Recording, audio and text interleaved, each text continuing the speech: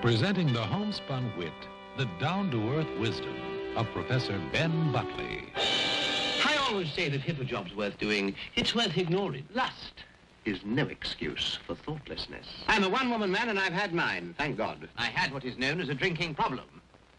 I no longer have it. Let's face it, Ben, you drink every night very heavily. Exactly. There's no problem. Believe it or not, you can be as rude as you like. I don't take it personally.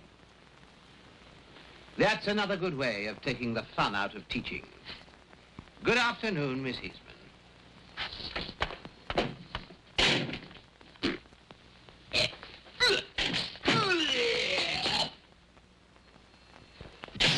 Alan Bates in Simon Gray's Butley. That you and Reg have it off together. All right, let me ask you then, why you promised not to mention to your best friend, is that presuming, that his wife was being screwed by while contemplating marriage to the most boring man in London? She took up all my vices except smoking, drinking, and you. I'd like the truth, please. Do you want us back? Frequently. But not permanently. Butley, struggling to survive in a dull world, whose life is a series of cutting remarks, whose insights inevitably become insults. Oh, you really must give up buying cheap socks. I can feel a hole growing round the toe. Do you still make little popping sounds when you drink your coffee? You feel the same about fairies as you do about queers? Alan Bates recreates his award-winning Broadway performance in a rich, extraordinary portrayal. What's the matter with your chin? I'm trying to cultivate cotton wool on it.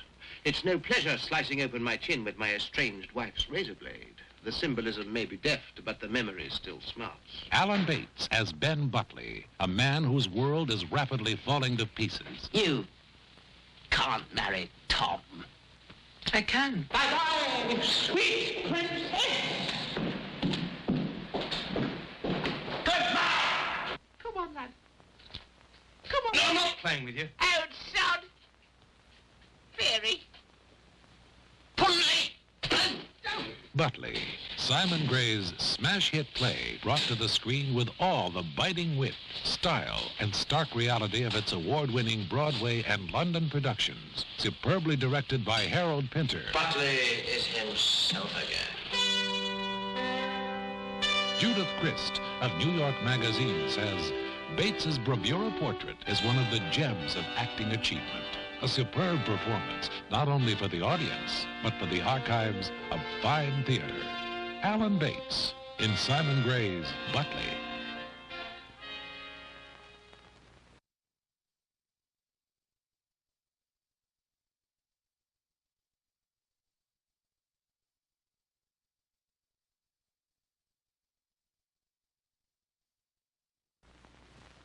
It is without reservation that we label the film version of Edward Albee's A Delicate Balance as the most powerful and artfully performed piece in modern filmdom. The Broadway smash hit is now a movie about the way men and women really feel about each other when the pretending stops. A Delicate Balance. I do wish sometimes that I had been born a man. Not so hard. Their concerns are so simple. Money and death.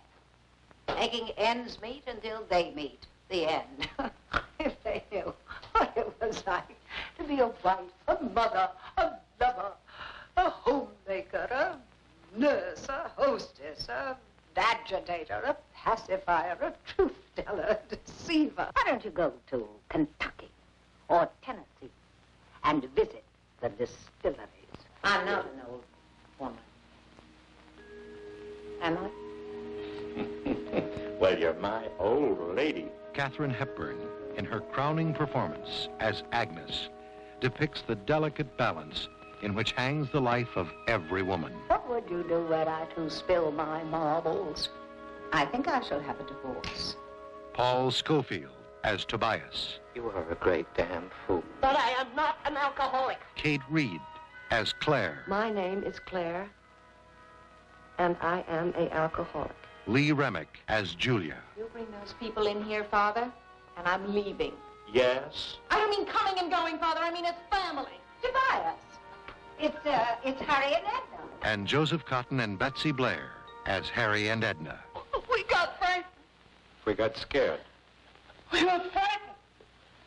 There was nothing. You have come to live with us, then. I don't love you. But by God, you stay. Blood binds us. Blood holds us together when we've no more deep affection for ourselves than others. I'm not asking you to choose between your family and our friends. Yes, you are. I am merely saying that there is disease here. Get them out of here, Daddy! Get them out of here! Get them out of here! Get them out of here! Get them out of here! Get them out of here! I shall keep this family in shape. I shall maintain it, hold it. When Teddy died, A delicate balance. we could have had another son. Edward Albee's Pulitzer Prize-winning drama. But no. The devastating study of an American family. Masterfully directed by Tony Richardson. It was a year when you spilled yourself on my belly, sir. Please, please, Tobias. But no, you wouldn't even say it out. I don't want another child, another loss. Please, please, Tobias. And guiding you, trying to hold you in. Agnes, please. Don't leave me then like that. Not again, Tobias, please. I can take care of it. We won't have another child, but please, don't leave me like that. What are we going to do? What did you decide? A delicate balance. A great work of the theater becomes a masterwork of film. Edward Albee's A Delicate Balance.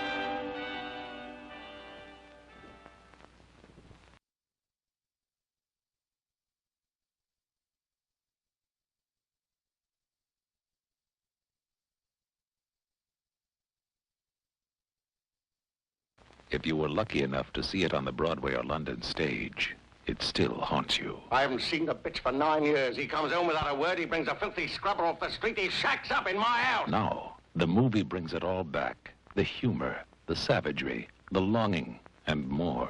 Harold Pinter's The Homecoming. You resent making my breakfast. That's what it is, isn't it? That's why you bang around the kitchen like that, scraping the frying pan, scraping all the leavings into the bin, scraping all the plates, scraping all the tea out of the teapot. I gave birth to 3 grown men, all on my own bat. What have you done? What have you done, you tit? Do you want to finish the washing up? Look, here's the cloth. So try to get rid of these feelings of resentment, Sam. Who's this? I was just going to introduce you. Who asked you to bring tarts in here? Tarts? Who asked you to bring dirty tarts into this house? Listen, don't be silly. She's my wife. We're married. The Homecoming. Words that sting. Performances that ring with the shattering truth of a family locked in a savage and bitterly ironic reunion. Look, next time you come over, don't forget to let us know beforehand whether you're married or not. I'll always be glad to meet the wife, honest, I'm telling you. Mind you, she's a lovely girl.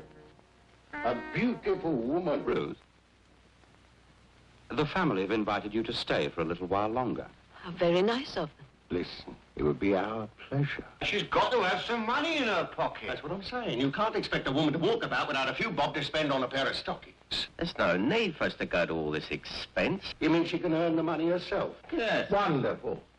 The only thing is it'll have to be short hours. After all, she's not someone off the street. She's my daughter-in-law. Oh, wait a minute. I don't want to share her. Well, you are going to have to share her. Of course, you get a little percentage out of it. I mean, you needn't tell her she's your wife. No, we could call her something else. Dolores or something. Or Spanish Jackie.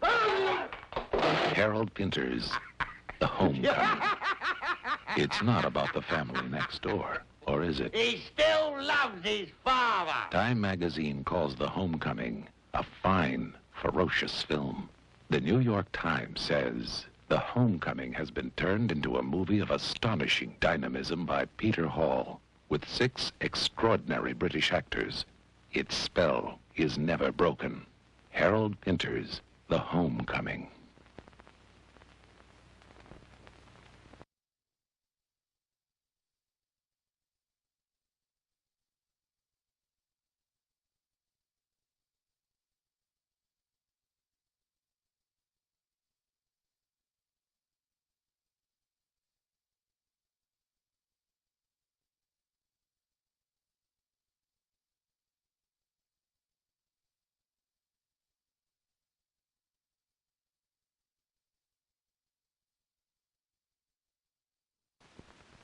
The greatest American work of the theater is now an extraordinary film.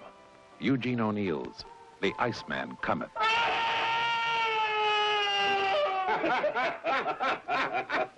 Oh, come up, she cried, my sailor lad. Eugene O'Neill's The Iceman Cometh. Perhaps the most important dramatic work of our time. Now it is a magnificent motion picture, brilliantly directed by John Frankenheimer. In all kinds of weather, we always stick together. Lee Marvin plays the crucial role of Hickey, a destroyer of dreams in a world of lost souls. My jolly old pal, I got. Hello, Joe. Hickey, old pal. General Wetjohn. This is No Chance Saloon. Bedrock Bar. End of the line cafe. The bottom of the sea Rathskeller. Don't you notice the beautiful calm in the atmosphere? That's because this is the last harbor. No one here has to worry about where they're going next, because they can go no further. And yet, as I said over and over again, it's exactly those damn lying tomorrow dreams that keep you from making peace with yourself. So you've got to kill them, like I did mine. You gotta believe me that I only sold him out just to get a few lousy dollars to blow in a whore. Now, there's no other reason on it. For the love of Christ, will you leave me in peace? Go on and get paralyzed. I'll be glad to see one bum in his dump act natural. Now, you bloody nuts, come on out! You can't do that to yourself, Jimmy, old pal. One drink on top of your hangover on an empty stomach, you'll be awry-eyed. Tomorrow? I'll be in good shape tomorrow. Take that hand off me.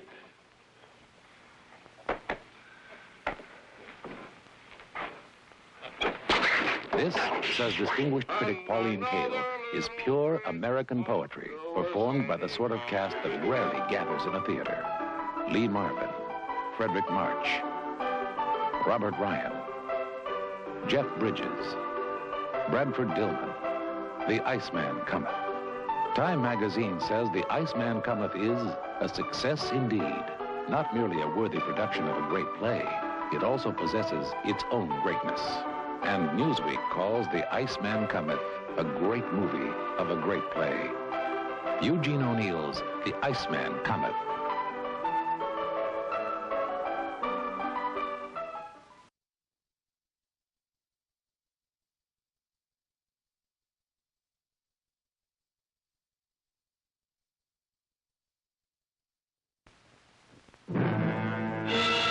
One of the most powerful masterpieces of the modern theater becomes a triumphant screen event. Kurt Weill and Maxwell Anderson's Lost in the Stars. It is in the air we breathe, the life we live. Here we have nothing. Absalom, this earth is yours. This air, this life.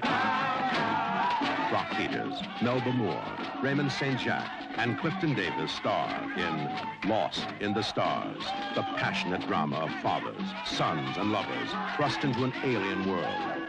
What if I desired you with my whole body? What if I desire you now? That would not be right. Was it right before with the others? Parson, there are two races in South Africa. Whether it were my son or yours, I would have said, let him answer to the law.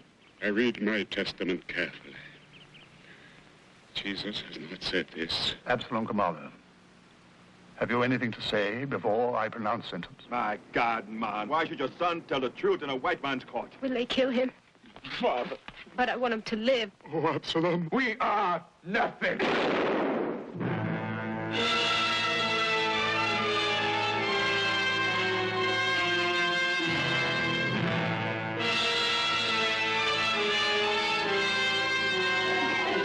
Has happened.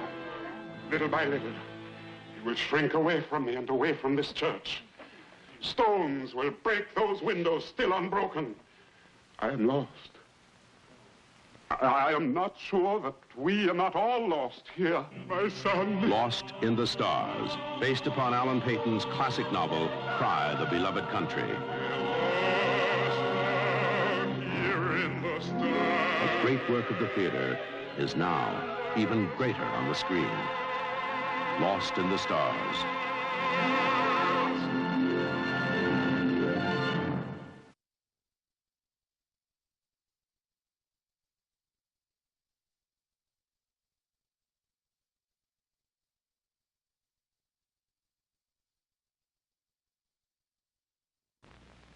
One man, one monumental life that changed the lives of millions. Luther. Now you must choose one of two ways. Once you have committed yourself, you are not free for whatever reason to throw off the yoke of obedience. Satan foresaw in me what I'm suffering now. That's why he prepares open pits for me and all kinds of tricks to bring me down. You're a fool. You're really a fool. God isn't angry with you. It's you who are angry with him. God, do you hear me? Are you dead? Are you dead? Stacy Keach as Martin Luther.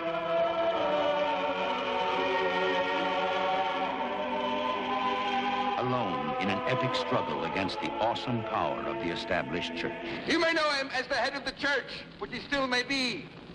Like a fish at the head of a cat's dinner, eyes without sight. God has told me there can be no dealings between this cat's dinner and me. Get your money out! There are blasphemies flourishing. An indulgence in every envelope. And one of these can be yours. But the truth is, the just shall live by faith alone. Today, now. By faith alone! In an age of panoply and wanton power, His Imperial Majesty, the Emperor Charles V. Martin Luther fought with himself and found the faith to fight the world. Common men want common things. It's not your theology they want, it's the earthly property of Mother Church, not the sacraments, dear Martin, the silverware. I am appalled by this evil and cynical view. We are at the brink of violence and pillage and anarchy. You can stop that. I believe in the goodness of ordinary men, and I do not fear them. I cannot and will not recant, since to act against one's conscience is neither safe nor honest. Here I stand. God help me. I can do no more. John Osborne's Luther, a great work of the theater, becomes one of the most acclaimed films of our age.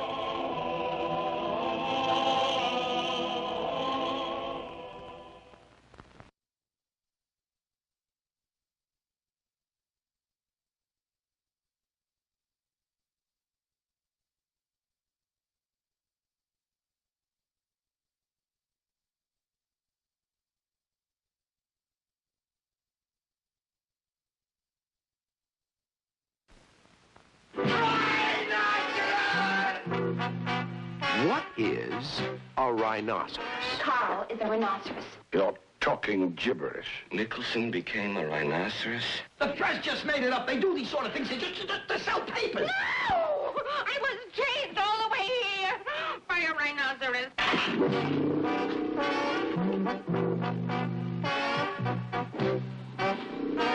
What is that thing? Rhinoceros is an agonizingly funny, great movie, according to the Boston Herald American. Based upon Eugene Ionesco's audacious, outrageous masterpiece of the modern theater. What's going on? Rhinoceros, brilliantly directed by Tom O'Horgan. Says the critic of the Dallas Times-Herald, this comedy is a joy to see. He obviously enjoyed turning into a rhinoceros. Ah! I do have a bump! Your voice is hoarse, John.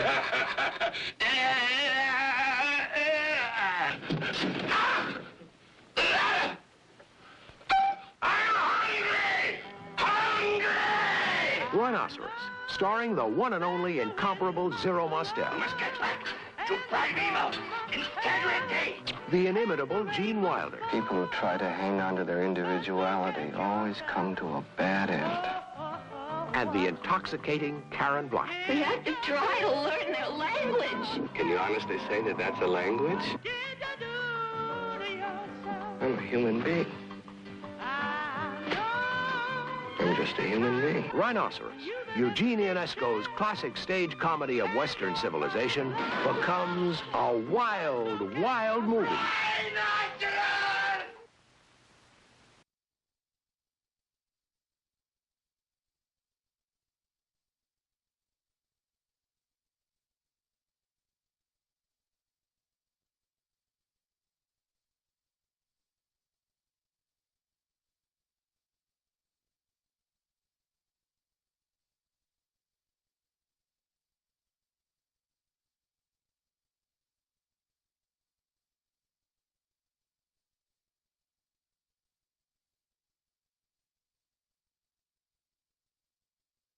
Bertolt Brecht's Galileo, starring that fiddler on the roof man, Topol, and a brilliant galaxy of stars. Everything is scored in doubt today. Everybody at last wants to know, why is this, how's that? That's what the books say, but let's see for ourselves. Sit down. Where's the sun? On your right or on your left? On my left. And how could it get to the right? By your putting it there, of course. Of course. Now, where's the sun? On my right. And did it move? No, I did. Wrong, stupid. The chair moved. But I was on it. Of course. The chair's the Earth, and you are sitting on it. What do you think is going to happen to you when you say that this Earth is a planet and not the center of the universe? Is there anything in the world that people won't believe? I hear this Mr. Galilei transfers mankind from the center of the universe to somewhere in the outskirts. I predict the sons of fishwives will go to school, and they'll learn that the Earth rolls round the sun, and that the Pope, the cardinals, and the princes are rolling with it. Well, I won't have it. I won't be a nobody on some nondescript star. Hurry, hurry, hurry! Presenting Galileo's phenomenon, the Earth turning around the sun! The extraordinary theatrical vision of Bertolt Brecht, who delighted the world with the Threepenny Opera, the artistry of director Joseph Losey. Together, they create a film experience like no other. Ladies and gentlemen, where is all this leading? Your Highness, the moons of Jupiter have never been seen before, and yet they exist. The man in the street may conclude that a good many other things may exist if only he opens his eyes. Tonight, the Holy Office has decided that the theory of Copernicus, according to which the Earth moves round the sun, is false, absurd, and heretical. I am charged, Mr. Galilei, to admonish you to relinquish this opinion. I don't see how you can afford to be silent any longer. I can't afford to be roasted on a wood fire like a ham. The worst of it is, when I find something out, I have to tell others about it. Posse benedictus fructus ventris tui, Jesu Dominus tecum, benedicta tu mulieri, posse Like a benedictus lover. fructus ventris tui, Jesu Dominus tecum, Like a benedicta tu drunkard. mulieri, posse benedictus fructus ventris tui, Jesu Dominus. She is praying that he will recant. Up stood the learned Galileo, glanced briefly at the sun, and said Almighty God was wrong in Genesis chapter 1. Unhappy is the land that has no heroes. Incorrect. Unhappy is the land that needs a hero. An independent spirit spreads like bad diseases. Still, it feels good just for a change to do just as one pleases. As one pleases. As one pleases. Bertolt Brecht's Galileo, a richly rewarding movie in the words of 17 magazine. The Saturday Review says Galileo is a distinguished piece of work. Galileo, the next in a series of 5 great films from great places.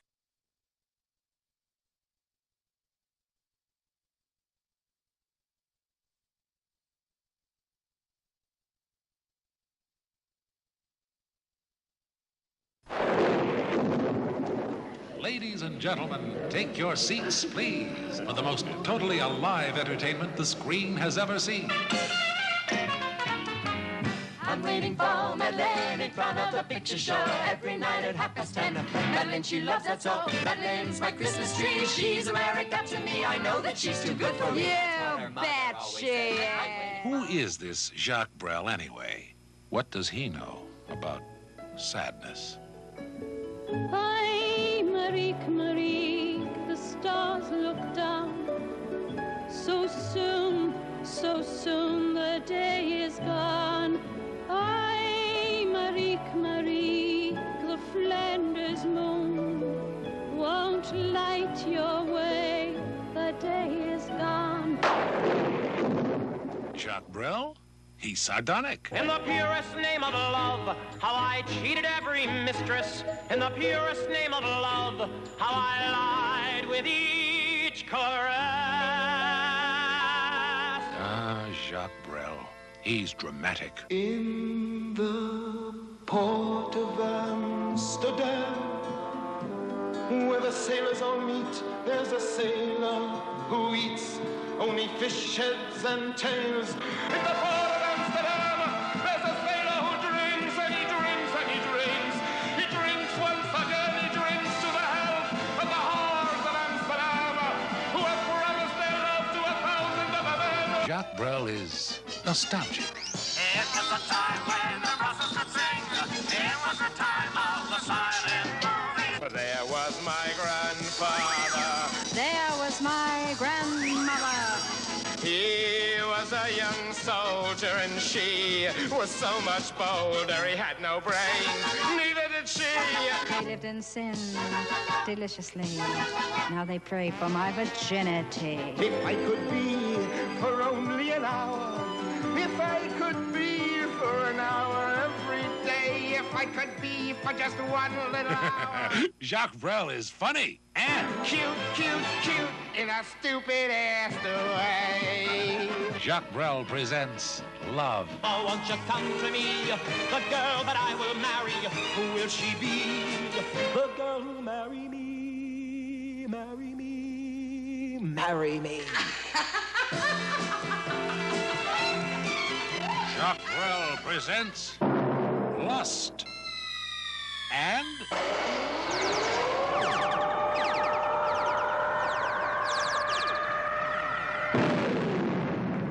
If we only have love. yes, Jacques Brel is alive and well and living on film. As the Boston Herald American says, Brel's music triumphs with a child's toy, a lover's longing, a castle in the air, with Ellie Stone, Mort Schumann, Joe Maskell, and Jacques Brel himself.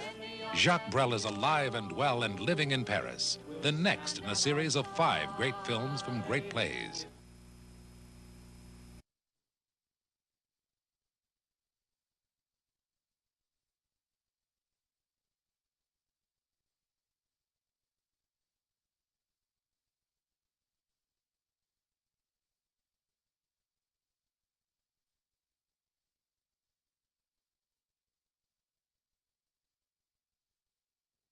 The diabolical theater of Jean Genet, The Maids. Begin. The revolution of the maids. Oh, I'll dominate you. My turn. It's my turn to be Madame. Get out. Anything to accommodate Madame. I am going back to my kitchen. I am going home to my sink and the smell of my tea. The Maids. Keep your paws down. Let's have a look at the fragile. These are the games they play. Seductive, scheming, savage.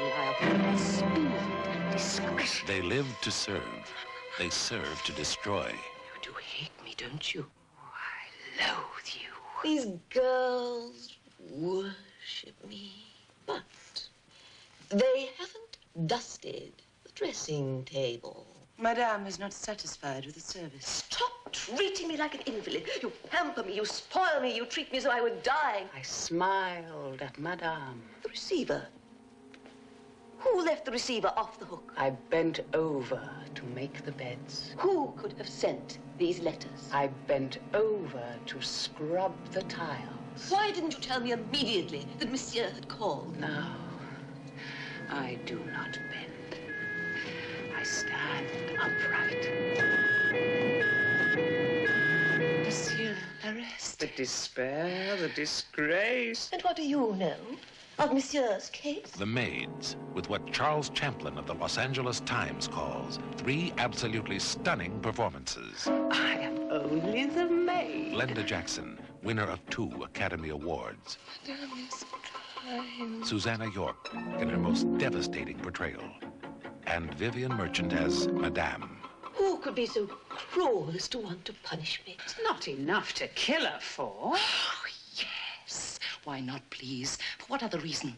When should we have a better excuse? The sleeping pills. Seconal. She'll have her tea the moment she comes in. Had with a poisoner you failed to be. Oh, you'll be my death with your flowers and your tea and your concern. You really are too much for me. Oh. First, come the butlers. The mark of a slander. So becoming. Then come the footmen. Then come the valets and chambermaids. And I am leading them. I hate servants. My tea. It's all over. No. Let us begin. The Maids. The next in a series of 5 great films from great plays, the second season of the American Film Theater.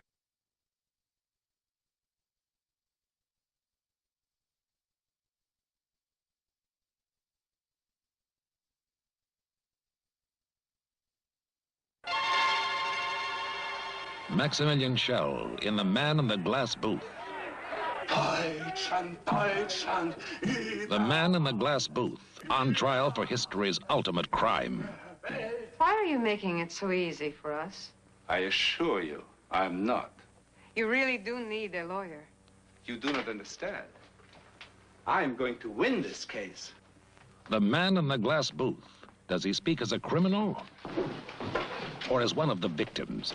On the day of judgment, he comes before God and zap. If he sinned, he gets it. All the way from eternal damnation to a $10 fine. A little oversimplified. Maximilian Schell creates what may be the most remarkable portrayal of obsession and deception ever filmed. One of the most powerful plays of our age now becomes an overwhelming film. It towers head and shoulders above most other motion pictures. The unique, provocative subject matter of The Man in the Glass Booth needed the guiding hand and creative energy of director Arthur Hiller of Love Story fame. Did you kill Arthur Goldman? Why did you do that, Mr. Goldman? When he spoke, at first, he would hesitate, his body stiff, his voice hushed. But then his body grew free. He would bang out his right arm like a hammer. Louder and louder he spoke, a torrent, a waterfall. The climaxes were shouted and shouted out and up and beyond. Und die göttliche Vorsehung wird uns bis zum Landsieg treiben. Why are you doing this to Mr. Goldman? Did you kill Arthur Goldman? Did you kill Arthur Goldman? Maximilian Schell glitters in The Man in the Glass Booth. He is positively awesome. A cinematic and emotional experience like few you'll see this year. The Man in the Glass Booth heats to a searing mystery. Daring, outrageous, utterly provocative, and strikingly effective. The Man in the Glass Booth is exceptionally strong and gripping. The Man in the Glass Booth achieves something rare and powerful. A fascinating film. I urge you to see it. The Man in the Glass Booth.